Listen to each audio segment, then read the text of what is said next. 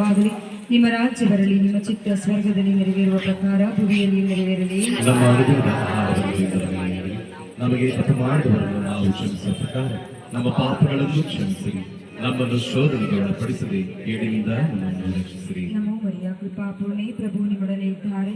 ಸ್ತ್ರೀಯರಲ್ಲಿ ನೀವು ಧನ್ಯರು ಮತ್ತು ನಿಮ್ಮ ಉದರದ ಫಲವಾದ ಯೇಸು ಧನ್ಯರು. ಸಂತಾನಮರಿಯಾದ ಮಾತೆ, ಪಾಪಿಗಳಾಗಿರುವ ನಮಗಾಗಿ ಈಗಲೂ ನಮ್ಮ ಮರಣದ ಸಮಯದಲ್ಲಿ ಪ್ರಾರ್ಥಿಸಿರಿ. ಆಮೆನ್.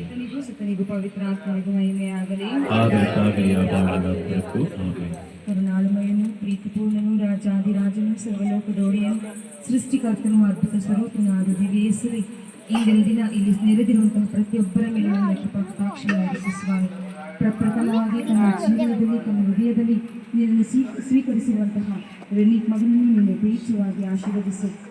ನಿನ್ನ ಆಗಮನವನ್ನು ಸಂಭ್ರಮಿಸುವಂಥ ಈ ಸಂದರ್ಭದಲ್ಲಿ ಕರ್ತನೆ ಹೌದು ಯಥೇಚ್ಛವಾಗಿ ಆಶೀರ್ವದಿಸಿ ಅವರಿಗೆ ಬೇಕಾದಂಥ ಒಳ್ಳೆಯ ಆರೋಗ್ಯ ಭಾಗ್ಯವನ್ನು ಕೊಡಿ ಸ್ವಾಮಿ. ಒಳ್ಳೆಯ ಒಂದು ಹೆಸರನ್ನು ತಂದಿರುವಂಥ ಮಗನಾಗಿ ರೂಪಿಸಿ ಯಥೇಚ್ಛವಾದ ವಿದ್ಯಾಭ್ಯಾಸ ಇದೆ ಪಾಲಿಸಿಕೊಡಿ. ಮುಂದಿನ ಬರುವ ದಿನಗಳಲ್ಲಿ ಕುಟುಂಬವನ್ನು ಒಳ್ಳೆ ರೀತಿಯಲ್ಲಿ ಸನ್ಮಾರ್ಗದಲ್ಲಿ ಮುನ್ನಡೆಸಿಕೊಂಡು ಹೋಗಬೇಕಾದಂಥ ಸಕಲ ರೀತಿಯ ಪ್ರಸಾದಗಳನ್ನು ಪಾಲಿಸಿ ಹೋಗುವಾಗ ಬರುವಾಗ ಆತನ ಪರವಾಗಿ ನೀವು ಸ್ವಾಮಿ ನಿನ್ನನ್ನು ಆತನ ಇಂದಿನ ದಿನ ಸ್ವೀಕರಿಸುವಾಗ ಕೊಡ್ತೀನಿ.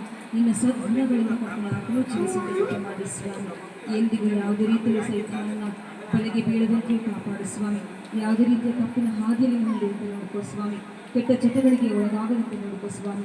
ಸದಾ ನಿನ್ನ ಪ್ರಸನ್ನತೆಯಲ್ಲಿ ನಿನ್ನ ಹಾಡುಗಳನ್ನು, ನಿನ್ನ ಕೀರ್ತನೆಗಳನ್ನು ಕೀರ್ತಿಸುತ್ತಾ ಭಯಭಕ್ತಿಯಿಂದ ಪ್ರಾರ್ಥನೆಯಲ್ಲಿ ಮುಳುಗಿರುವಂತೆ ಮಾಡಿ ಸ್ವಾಮಿ. ಸರ್ವಜ್ಞಾನವನ್ನು ಕೊಡಿ ಸ್ವಾಮಿ. ಒಳ್ಳೆಯ ದೈಹಿಕ ಜೀವನದ ಇನ್ನೆತ್ತು ಯಥೇಚ್ಛವಾದ ಸನ್ಮಾರ್ಗದಲ್ಲಿ ಪ್ರಭು ಕ್ರಿಸ್ತರ ವಿಶ್ವಾಸಗಳನ್ನು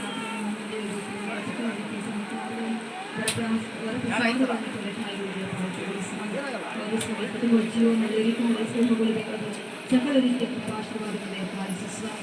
ಒಳ್ಳೆಯ ತಂಗಿಯನ್ನು ಆಶೀರ್ವಿಸಿ ಆಕೆಗೂ ಬೇಕಾದಂಥ ಒಳ್ಳೆಯ ಆರೋಗ್ಯ ಭಾಗವನ್ನು ಕೊಡು, ಜ್ಞಾನವನ್ನು ಕೊಡಿಸುತ್ತಾರೆ. ಅಣ್ಣನೊಂದಿಗೆ ಸೇರಿ ಇಡೀ ಕುಟುಂಬವನ್ನು ವಿಶೇಷವಾಗಿ ಆತನ ಅಜ್ಜ ಅಜ್ಜಿಗಳನ್ನು